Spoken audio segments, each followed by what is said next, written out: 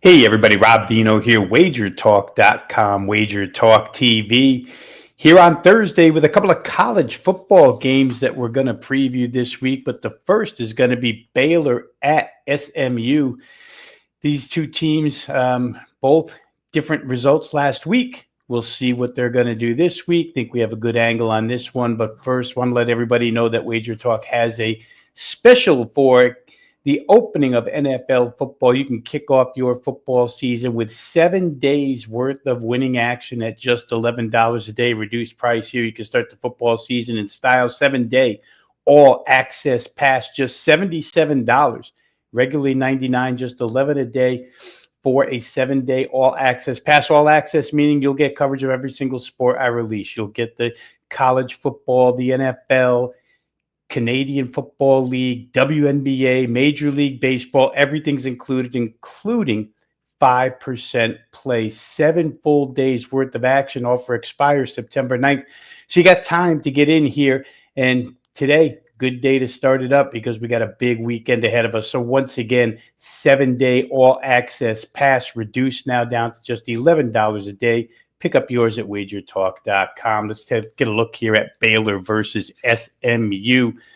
Baylor last week destroyed by the Auburn rushing attack. 52 running plays, 307 yards, almost 6 a carry.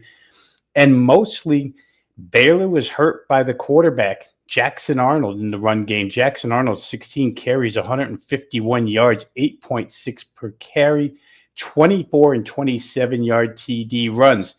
They have to clean that up because they're going to be facing SMU dual threat Kevin Jennings in this spot. The SMU offensive line, probably not the same caliber of Auburn's elite group, which could provide a step down in class, a little bit of help here for the Baylor D, but still they have to clean that up. It's hard to tell anything from SMU's vanilla style walkthrough against East Texas A&M last week, 42-3 with 3 minutes left in the game. They give up 10 points with 2:55 remaining in the contest. So hard to make anything out of that. SMU ran for 140 yards, had a couple of 7 and 22-yard TD runs. It's somewhat ho-hum, 33 carries, 140. Each of these teams excelled in the passing game. Sawyer Robertson for Baylor torched Auburn, 419 passing yards. They did give up 4 sacks, so the offensive line has to protect Sawyer Robertson a little bit better here. SMU's defensive front did have 3 sacks against East Texas A&M last week. Kevin Jennings and SMU, again, nice passing day for them, 22 of 30, 260, pair of long TDs, 63 and 38 to be expected against an FCS-style club.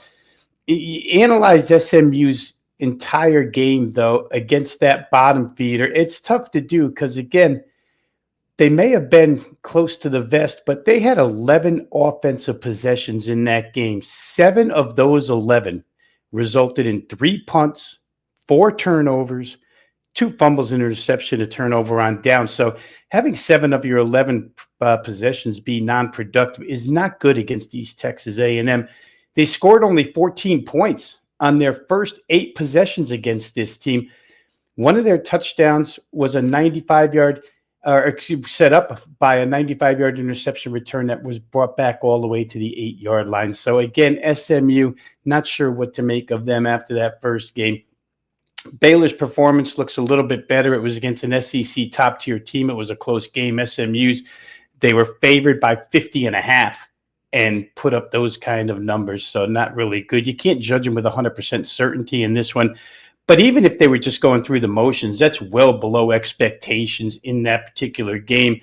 Thought SMU's 8.5 season win total might be a little bit high because they have a bullseye on their chest this year.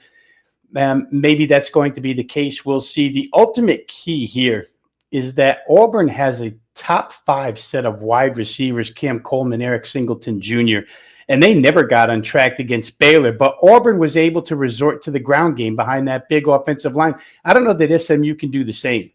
They just don't have that type of running capability here. So for Baylor, it's up to containing Kevin Jennings in this one. Another thing to note here is that in that contest against East Texas A&M, SMU lost 2 of their best players in the first quarter. Top wide receiver Jordan Hudson their defensive linchpin, Alex Kilgore, the middle linebacker. Both of those, according to Rhett Lashley, day to day, could play this week, might not play for a few weeks. We don't know yet. That could be a pair of tough losses here for SMU. It's an in-state battle that looms large for recruiting. I think with what we see here, the side to play here is the Baylor team plus 2.5. It's been knocked down from 4 to 2.5, but they just might be the better squad. So that's going to be your free play for today. Baylor plus 2.5 on the way out. I'd like to ask everybody, hit the like button if you like the free selections with analysis provided here by WagerTalk handicappers each and every day. Click like.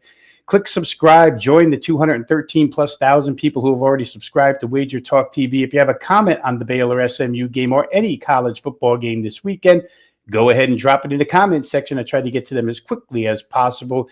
For now, this is Rob Veno saying good luck with all your plays. We'll see you next time on WagerTalk TV.